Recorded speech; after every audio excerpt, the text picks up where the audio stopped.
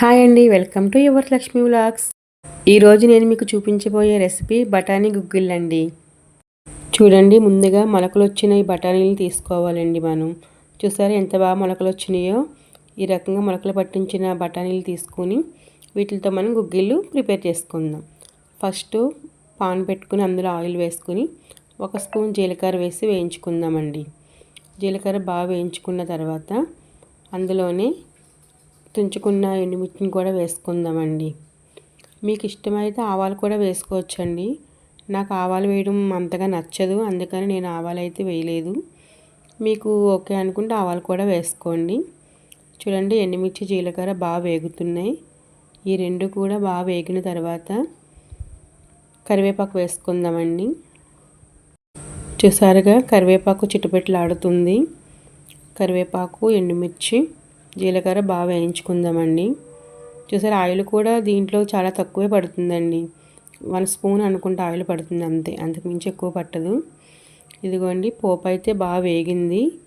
ఇలా వేగిన పోపులో ముందుగా మనం రెడీ చేసుకున్న బఠానీ ఉంది కదా, ఆ బఠానీని కొంచెం కొంచెంగా వేసుకుందాం. బఠానీ వేసేసుకున్నామండి. ఈ రకంగా కొంచెం కొంచెంగా బఠానీ వేసుకుందాం. అదిగోండి, చూసారా ఎంత బాగుందో. మొత్తం బఠానీ అంతా కూడా మనం పోపులో వేసేసుకున్నాం. ఇప్పుడు ఈ బఠానీకి ఆ పోపు అంతా కలిసేలాగా మనం బాగా తిప్పుకుందాం అన్నమాట. ఈ బఠానా గుగ్గిళ్ళు చాలా హెల్త్కి మంచిదండి. పిల్లలకు కానీ పెద్దలకు కానీ ఎవరికైనా పెట్టవచ్చు. పిల్లలు స్కూల్ నుంచి రాగానే ఈ రకంగా స్నాక్స్ ప్రిపేర్ చేసి పెట్టండి, వాళ్ళు చాలా ఇష్టంగా తింటారన్నమాట. చూడండి, మొత్తం పోపు అంతా కూడా ఈ బఠానీకి పట్టేలాగా మనం బాగా తిప్పుకున్నాం. చూసారా, మొలకలు అసలు ఎంత బాగా కనిపిస్తున్నాయో, చాలా బాగా వచ్చినాయి కదండి. మొలకలు ప్రిపేర్ చేసే విధానం మీకు తెలుసు కదా, నేను అందుకే ఇంకా అది చూపించలేదండి మీకు. ఇదిగోండి, లిడ్ పెట్టేసుకుని 5 మినిట్స్ మనం మగ్గనిద్దాం. చూడండి, 5 నిమిషాల తర్వాత 50% కుక్ అవినాయండి. ఇంకా 50% కుక్ అవ్వాలన్నమాట.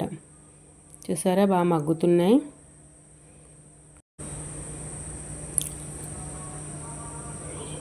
ఈ విధంగా కుక్ అయిన బఠానీలు తీసుకుని ఇందులో మనం చిటికెడు పసుపు వేసుకుందామండి. ఈ పసుపు ముందుగా పోపు వేపేటప్పుడే వేయాలి. నేను అప్పుడు మర్చిపోయానండి, అందుకే ఇప్పుడు వేసాను. పసుపు వేస్తే కొంచెం కలర్ చేంజ్ అవుతుందండి, లేదంటే అదోలా కనిపిస్తుంది కదా. చూసారా, పసుపు వేయగానే కలర్ ఎలా చేంజ్ అయిందో. ఇప్పుడు 1 స్పూన్ కారం కూడా వేసుకుందామండి. 1/2 స్పూన్ గరం మసాలా. మీ దగ్గర చాట్ మసాలా ఉంటే అది కూడా వేసుకోండి. నా దగ్గర అయితే ప్రజెంట్ అయితే చాట్ మసాలా లేదండి, అందుకని నేను వేయలేదు. ఇప్పుడు ఈ కారం మసాలాలు కూడా బాగా పట్టేలాగా మనం కలుపుకుందామండి. ఉప్పు, కారం, మసాలాలు బాగా ఈ బఠానీకి పట్టాలన్నమాట. అలా పడితే టేస్ట్ బాగుంటుందండి. చూసారుగా, 80% వరకు కుక్ అయిపోయినాయండి. చాలా బాగా మగ్గిపోయినాయి. ఇంకోండి, ఫైనల్గా రెడీ అయిపోయింది. బాగా కుక్ అయిపోయినాయండి. ఈ గుగ్గిళ్ళు మొత్తానికి రెడీ అయిపోయినాయి. ఇలా మొలకలు వచ్చిన బఠానీలు హెల్త్కి చాలా మంచిదండి. కంపల్సరీ మీరు అందరూ ఇంటి దగ్గర ప్రిపేర్ చేసుకోండి. ఇదిగోండి, ఫైనల్లీ రెడీ అయిపోయింది. ఇలా రెడీ అయిన గుగ్గిళ్ళని వేరే బౌల్లో తీసేసుకుందామండి.